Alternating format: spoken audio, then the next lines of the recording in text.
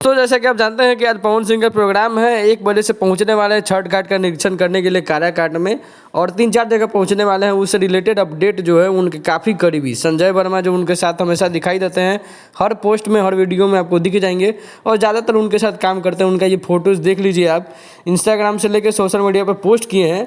इससे काफ़ी ज़्यादा मैंने पता चलता है कि लोग काराकाट में जो भ्रमण होने वाला है उसको लेके काफ़ी ज़्यादा सीरियस है लोग, और काफ़ी अच्छे से मतलब धूम धड़ाका से आज जो है पूरा छठ घाट का निरीक्षण होने वाला है, और काफ़ी ज़्यादा वीडियो अपडेट आपको देखने को मिलते रहेंगे।